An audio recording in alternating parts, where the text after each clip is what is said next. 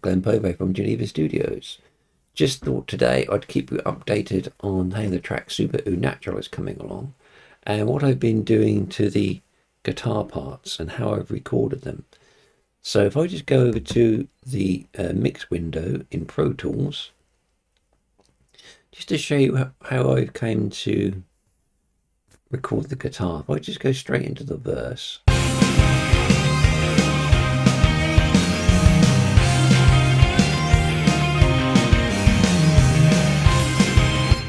So you can see here I've got 5 tracks.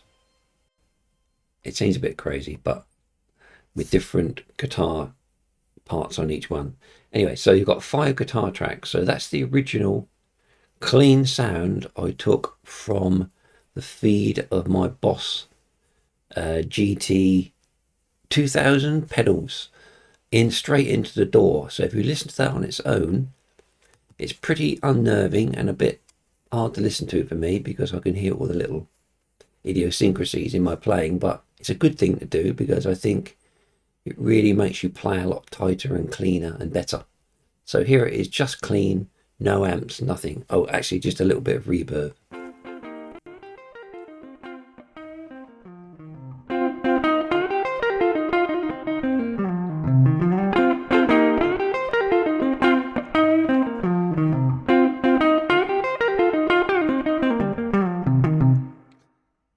So that is just a clean sound. So what I did with that, I did what they call reamping, which I have done before, but it never really worked. So I thought I'd really give it a good go this time and try and make it work. So basically what I did, I fed the signal from here using I think it was on output 3 of my hardware, which is a Motu 4-track thing. So out of that, and then fed that line out of that physically into the front of my amp, my JCM 200 here, and then fed that back out of that through into a power soak, and then back into the amp, into the DAW here. And I did that twice. So I did that once with just the clean Marshall sound. So if I just take some of these things off here and just show what it sounds like now. So this is going through the Marshall amp with just a general all-round distortion. Just to make note, I'm not using a distortion channel here in the Marshall because I find as soon as you switch to a distortion channel, you're getting a preamp distortion, which I don't really like. It sounds a bit thin and cold. So I'm trying to get that push power amp distortion. So this is that here.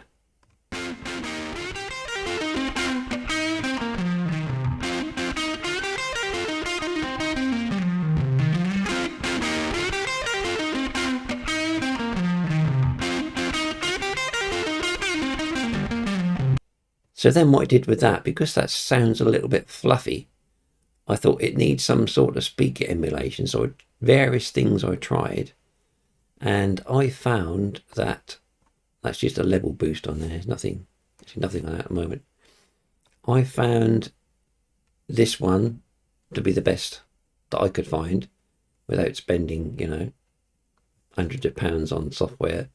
This is not the very basic version. I think this is the next version up, SE or CE or something. But what I really like about this, if you really get into the program, there's lots of stuff in there. So I've got this coming through a 4x12 9000. And I like the fact that you can mic it up. You go to the mic section. You can change these mics to whatever you want, whatever options you've got down here. For this particular cab, I had a 57. So that's obviously supposed to be a Shure 57. And on the other side, a condenser, which is the C414 AKG, which is the standard one there. So that's that. And the great thing about, what I like about this is if you go to VIR Tech, you can change the point of where you want, just by dragging this around, where you actually want this the microphone head to be. You can get a wild variation of sounds on there, from being very dark at the corner to very bright in the middle. So that's what I did with that track. And also you can mix how much you want of each microphone. If I just go back to the cab again, how much of each mic you want. And then you've also got a master mixer here at the end, where you can also have some room ambience in there. So I think that's a fantastic little plug-in, that. So I did that for 4 tracks, and the reason I did that is because some of the stuff that I've done here on this track, I'll just play that for you with now the speaker simulation on there.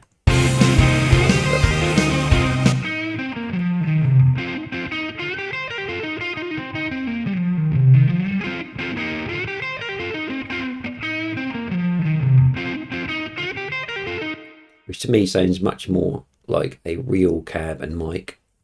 So with the parameters in this amplitude, you can change so many slight variations on the you can also change what speakers you want in the cab as well. You've got several options down here of Brit Green and Brit 75. I normally use that one there.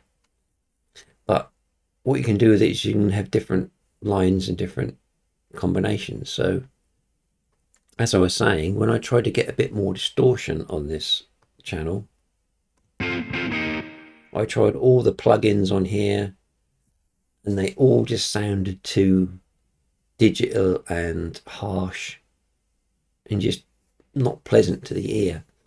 So what I did was I recorded it again from here.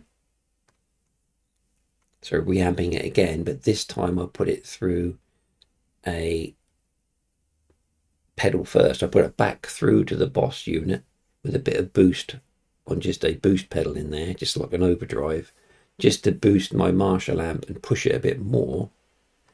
And on that channel, you can hear the difference here.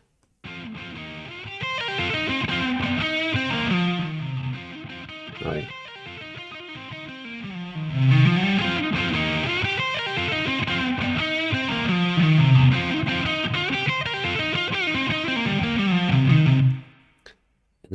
This is the one without the boost on it.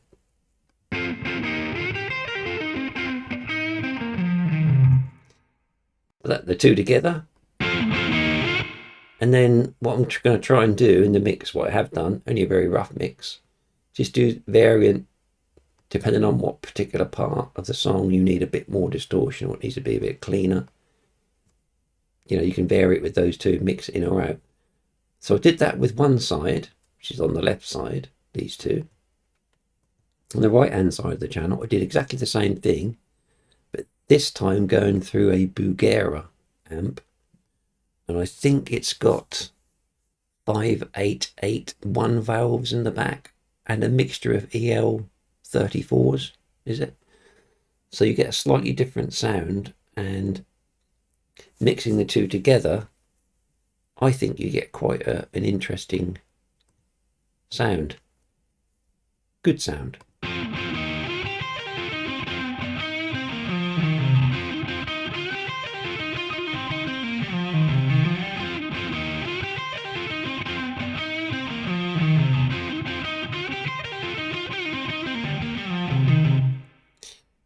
But what I've also done is in the mix, I'm actually putting a bit of the original, just clean one in there, because I find sometimes, again, when you put distortion on the guitar, you lose a little bit of tone, that little kind of tonality you get with a clean sound.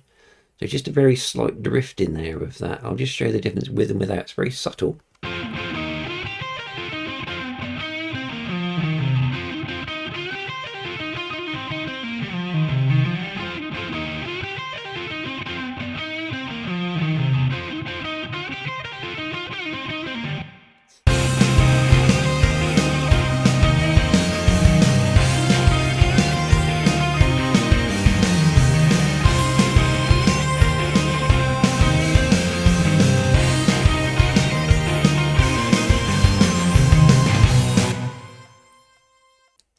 that's that. So I'll leave that with you there. I hope you enjoyed that, following the journey of the track, mixing the track. And if you like it, subscribe and share, and hopefully see you next time. Bye for now.